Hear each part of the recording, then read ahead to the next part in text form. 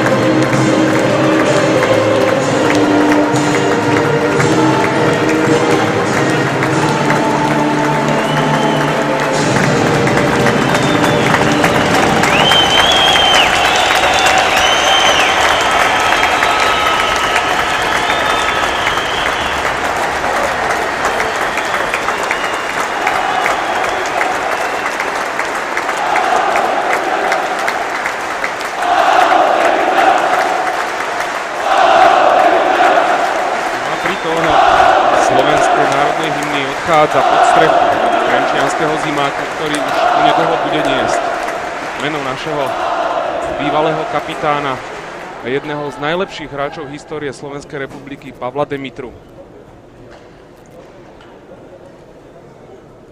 Dovolte, aby sme mojimi ústami vďaka celej redakcie Husté TV venovali tichú spomienku na tohto geniálneho hráča, skvelého útočníka, človeka, otca, syna Pavla Demitru. A teraz na jeho počesť stichnú všetky mikrofóny a všetko na štadióne.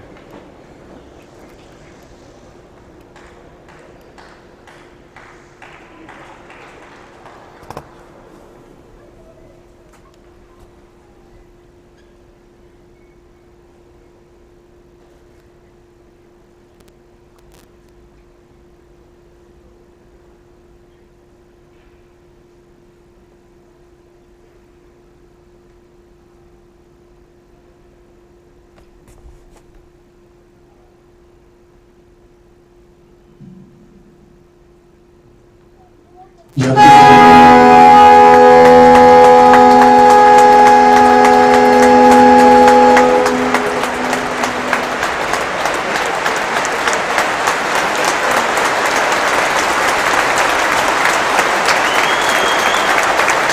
ticha sa nám skončila.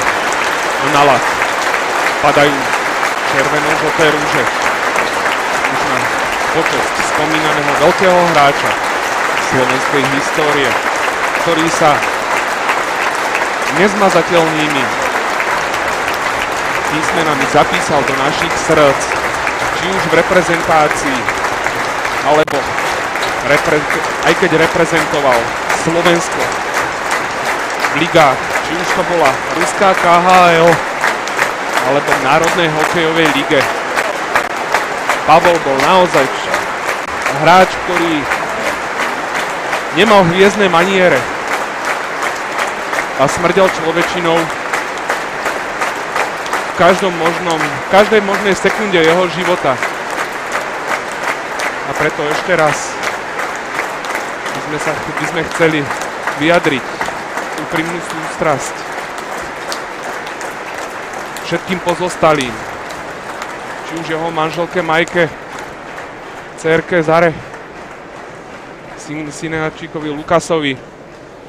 No a dúfajme, že to, čo včera Marian Gáborík slúbil, že naozaj hráči Dukly Trenčín, jeho bývalí spoluhráči, kamaráti, naozaj dodržia a budú jej oporou v týchto ťažkých chvíľach, ktoré naozaj musí teraz Dova po Pavlovi Demitrovi naozaj prežívať. Bol to výnimočný hráč, ktorý začínal v dubnickom zimáku. Tam urobil prvé krôčky, prvé tempá na korčuliach. Prešiel do Dukly Trenčín, kde ho draftovala Ottawa Senators. Hral ale za farmársky klub Prince Edward Island Senators. Potom bol draftovaný, potom prešiel do St. Louis Blues, kde ho poslali na farmu Las Vegas Thunder. Jeho manželka sa vyjadrila, že tam prežíval Palo naozaj ťažké obdobie, ale svojou urputnosťou, urputným bojom sa naozaj z jeho ťažkej situácie dostal.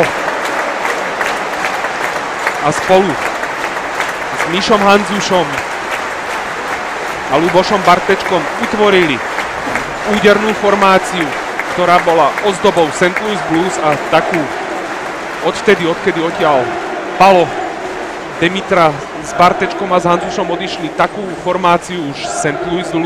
Louis Blues nemali. Samozrejme potom prešiel do Los Angeles Kings, ale vtedy bol lockout, takže sa vrátil Palo Demitra naspäť do Dukly Trenčín. Po lockoute išiel do Minnesota Wild, Vancouver Canucks a zakončil svoju kariéru v Lokomotíve Jaroslav.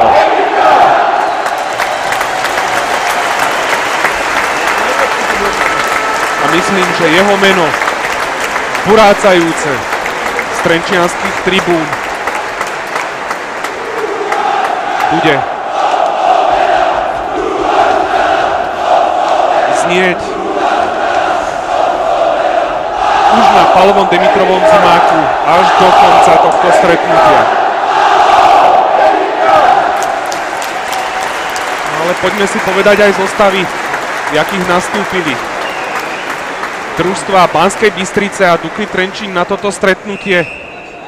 Alpo Suhonen, nový tréner Banskej Bystrice, poslal na ľad číslom 4 Tomáš Brňák, 2 Branislav Kupka, 8 Juraj Cebák, 9 Marek Kolba, 14 Tomáš Hričina, 15 Michal Kokavec, 17 Jan Sýkora, 18 Richard Kapuš, 22 Matej Češík, 26 Rastio Paľov, 28 Markus Kristofferson, 34 Joni Heverninen, 39 Jarmo Jokila, 41 Radomír Hajzer, 49 Vladimír Kútny, 55 Filip Nemeček, 62 Lukáš Bambu, s číslom 69 Sergej Korošún, brankár Brankobystrického HC, 74 Matej Cuník a 88 Andrej Temar a zostavu Banskobystričanov uzatvára s číslom 89 Tomáš Marcinek. Domáci